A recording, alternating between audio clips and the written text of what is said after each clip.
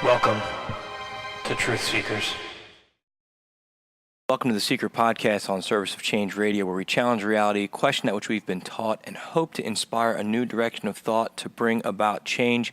I'm your host, Dennis Nappy II, with Service of Change at serviceofchange.com, where you can read my book, I Am Human and We Are Not Who We Think We Are, for free online, just for subscribing to the Seiker newsletter, which is also a free weekly newsletter that gets sent right to your inbox, where you'll get not only your access to your immediate access to I Am Human, but you'll also get my thoughts and insights on a weekly basis, talking about our latest podcasts and other things that may be going on in the world. And as we know, there's always something interesting going on in the world that I think is relevant to what we talk about on this show.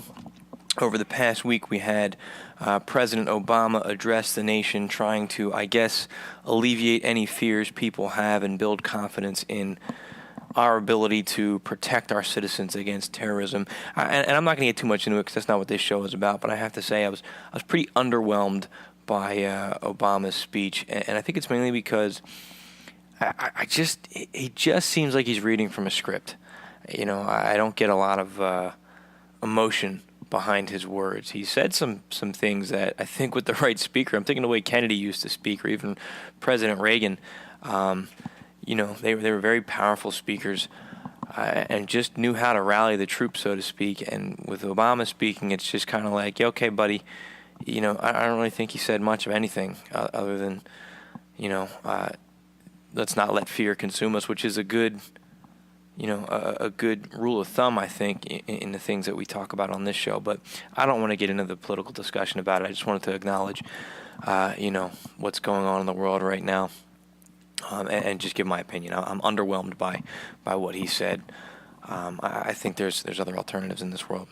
So, in some things that came across my news feed, this is an article that came out November 27th.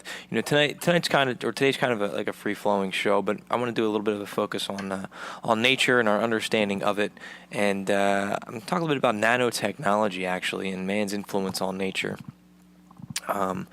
So I came across an article at unknowncountry.com. I really love going to this website because they have some neat stuff out there. And this article is called Scientists Create Machine-Plant Hybrid. Now that really caught my attention. And I'm going to read the article here. It's a short one. It says, researchers in Sweden have created what they are calling an electronic plant, a machine-plant hybrid that has electrically conductive wiring integrated into its internal structure. The research team sees a wide variety of applications for this development, including plants that can react to the environmental changes or plants that could act as electrical batteries using photosynthesis as a power source. The cyborg rose was made by taking an ordinary garden rose and immersing the clipping stem into a solution of a liquid polymer that was drawn up into the plant's xylem vascular channels, the plant's naturally occurring internal fluid transport system. Once inside the channels, the polymer self-assembled into a conductive strand that could act as a wire that an electrical current could be sent through.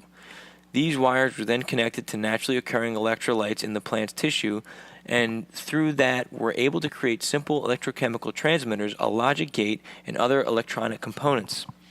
A similar process was used to inundate the interior of the plant's leaves to achieve a similar effect, creating an electrically conductive layer within the leaf. The polymer formed individual electrochemical cells that could act as pixels that could change color when electrical current was applied to be used as a simple monochrome display. Now we can really start talking about power plants. We can place sensors in plants and use the energy formed in the chlorophyll, produce green antennas, or produce new new materials. Muse's study led Magnus Bergen from Linköping University. Everything occurs naturally, and we must use plants, our own very advanced, unique systems. I don't know. I find this article fascinatingly terrifying. That we are able to turn a plant into basically a battery. And there's a lot of connections running through my head right now. Number one, I've done, I think, a couple shows where I've talked about the secret life of plants and the research that's done. The researchers escape me right now. He's a former polygraph technician who was able to connect polygraph wires to plants and figured out that plants were able to react and respond to human emotion and intent. So when somebody was planning on burning the leaf of a plant, it was registering a measured response. This research is going into my book, I Am Human, Food for the Archons, showing that, hey, plants are basically emotional gauges, emotional receptors. They're able to pick up on human and other emotions of anxiety, stress, and suffering is what it seems like out there in the world. So I wonder what this does to the plant. I wonder if there's an emotional reaction to the plant with this type of technology, and if that's a good thing or a bad thing. I mean, why are these plants able to read this and have this reaction? I think our understanding of what's conscious and what's aware and what life is, we really need to think about that. And I want to talk about, our understanding of nature tonight on this show. But something else that comes to mind with this, I don't know if this would be considered nanotechnology, but with this type of technology turning a plant into a battery, I think about us as human beings, how we're basically some type of energy system for these archontic creatures, or these energy parasites that I've been talking about, that I've talked about, that are referenced as the Archons and the Nag Hammadi, that people who have experienced these night terrors have felt this draining of their energy. There's a lot of evidence to suggest that we are some type of battery. That's the same thing they said in the Matrix movie, that and he held up a Duracell battery, that they turned us into batteries as an energetic output. Is that what's happening to these plants here? Is that what's happened to us? I don't know, but with this technology, I think about an article I read years ago that discusses possible downsides of some of this nanotechnology, and it falls into the realm for some of conspiracy theories. But there's a couple articles I found. One was on Waking Times, and one was a report, I think, in the Washington Post. And this one article is called on the Waking Times, "Is Your Body Infested with Self-Replicating Nanofibers?" And I'll have the links to everything I'm mentioning in the show notes tonight. But what this article talks about is, with all the chemicals that we're ingesting right now, whether it's the GMO foods, whether it's the air pollution, or a lot of talk about chemtrails in this article already, we don't know everything that we're putting into our body. Now, people are reporting, and some of this information goes back to 2008, but people are reporting that they feel these stinging sensations, or these intense, horrible itching sensations, and their hair starts falling out. And they said in these certain areas of their body, fibers start crawling out of their bodies, hairs and almost like little worm-like things that are all sorts of different colors. And in one report, according to this article, some of them take on geometric shapes, like perfect hexagons. So it's these little nanofibers that are causing great itching in people, crawling out of their skin, and they can't identify these fibers. They're not a naturally occurring organism, at least as far as we know. So it's called Morgellons. They're calling it Morgellons disease, Morgellons. In a Washington Post article, and this is going back to 2008, but this woman, she reported that she was sitting at her computer one night, and she just felt like she was being stung by 1,000 bees on her back. And her husband lifted her shirt, couldn't see anything, and what he did was he stuck some packing tape on her back and pulled it off. And he's a botanist, so he took, I guess, a magnifying glass he uses to examine leaves and looked at the tape, and they saw all these red fibers on there. And she started having all these other crazy health effects. She said in the dark, when the lights were out, was when it was worse. It was as if they were crawling all underneath her skin. And again, she's not the first to, or the only to report this. As of 2008, there were close to 12,000 people reporting symptoms of this. So, is this a mutation in nature, or is this some type of nanotechnology that got out or was intentionally released? What are the consequences of turning a plant into a battery, giving the plant the ability to conduct electricity, to be a monochrome display and change colors? It sounds awesome. It sounds like a really neat thing, and it has a lot of good potential for humanity. But at the same time, what are the consequences of that, of messing with nature? And that brings us back to, I talked about this on my Facebook feed yesterday. I think we really need to stop and take a look at, it's the whole point of my book. We're not who we think we are, and I can't stress the importance of that enough. Take a look at who we are, and in my quest to understand that and to try to answer that question, because I have not answered that question, but my journey to try to answer that question, I looked at nature, and I dedicated a chapter of this book to that. I'm not going to read from it tonight, but in understanding who we are, I tried to say, well, okay, let's assume that some form of creationism happened. You have your creationists and you have your evolutionaries, and then you have a hybrid of the two in between. So let's explore both for a minute. Let's say creation happened and something created mankind, and it created all life in existence. Call it God, call it a third party. There's stories of the Anunnaki coming down. Ray Davis talks a lot about that in his book, Anunnaki Awakening. Where it talks about, well, we had a naturally occurring species on this planet, and this race of beings came down and influenced or manipulated that.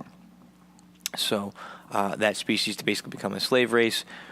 Whether you believe that we were directly created by the divine, or we were an intervention occurred, let's look at the design of nature. And I think in understanding that design will give us somewhat of an understanding of the designer, and when you look at nature, and I talk about how I used to think nature was this beautiful thing, and it is. Nature has these absolutely beautiful qualities. I can go take a walk in the woods and just get captivated by how beautiful it is, and there's so many beautiful creatures out there, and life is exciting and abundant. But then every single one of us is hardwired to eat, and the way in which some of these creatures, ourselves included, consume food is horrifying. It's absolutely horrifying to see something die, and I can only imagine what it must be like to be eaten by a lion or while you're still alive, or with these parasites that exist out there. I'm not talking about the energy parasites. I'm talking about these actual parasites that get into the bodies of animals and change their behavior. Some of these parasites will eat their host alive from the inside out. Some of them go out and change the behavior, change the brain function, change the activities, and cause these organisms to go out and put themselves in harm's way. And now they have, evidence of an amoeba that is transmitted through cat feces that lives in the brains of humans, that alters, it makes them immune to the smell of cat urine, which then allows people to become the cat lady and have cats come in and live in your home and, have 500 cats running around spreading this amoeba, and promoting its life cycle. So I just think that the design of nature can be very, very cruel, and it's designed to promote consumption, and that consumption, is and results in death and suffering. And I hate bringing it here, talking about this level of stuff, but I think, we keep trying to put a Band-Aid on this major wound that exists, and I think that wound starts with our knowledge, our understanding of who we are, and until we can get a better grasp of that, we're going to keep having this cycle of violence and sadness and suffering and sickness and disease, because we don't understand how to treat this problem, because we're not really addressing who we are and what we are. So I say take a look at nature, take a long, hard look, and examine the world around you, and look at the design of it. Now that's based on a creationist beginning there. Let's say something created us and it created all that stuff. So what does that say about the Creator? Why did it really design us? If it loved us, why would it design us to have that pain and suffering? And you can make a lot of different counter arguments. Maybe that there's a really big lesson to be learned here, and this is just a school and this is just a stage. Well, that's a rough lesson to learn, and that's a possibility. I guess I have to entertain that. But now let's look at a purely evolutionary standpoint. Let's say that life just happened by chance. The Big Bang Theory occurred, and everything just randomly happened to occur. And then at the end of the day, well, that sucks. If there's nothing else out there, nothing created us, and we simply just evolved to this state, that's a rough design. But what do we do about it? Whether we were created or whether we just evolved to this state of consumerism, can we do better? Is altering the DNA of a plant, is that a better option for us? Or making a plant into some type of battery? Well, does that cause any suffering for the plant? I'd be curious to see, if we hook them up to that polygraph machine, what kind of reaction the plant has now that it's been, it's been chemically and electrically changed. I don't know if that's better. I don't know what the alternative is. I think that as humans, we are capable of finding that out. I think we have some really good minds that we can put to work and explore this, but I challenge all of us, all the listeners that we have out there. What are your thoughts? Am I just crazy for I keep coming back to this, man. Like, I just keep coming back to it. Every day I have to eat something, and no matter what I eat, I feel like, well, something had to die for this, and I try to acknowledge that, but that doesn't make me feel any better about it. But what choice do I have right now? It's who we are. Should I just come to peace with it, or should I, continue just doing things the way that we have been? I don't know what the answer is, but it's definitely a tough one. So anyway, that's pretty much all the time I have for today's show. I'd like to thank you for listening and continuing to listen, and for the emails I've been getting about the show. Thank you so much for my listeners out there. And the comments and the likes and the shares. It means the world to me. I really appreciate it. If you're new to the show, thank you for tuning in. Please, you can read I Am Human for free. I Am Human, we're not who we think we are. Visit serviceofchange.com/I Am Human. You'll sign up for the Seiker newsletter, and you'll get your free access, and you'll get my thoughts and commentary as well, exclusive to subscribers only. Again, that's all the time I have. Thank you so much for taking the time to listen to this show. I'm Dennis Nappy II with Service of Change. This has been the Seiker Podcast, where small changes among the masses can have a massive impact around the world. I encourage you to be that change, never stop questioning, and keep an open mind. Thank you.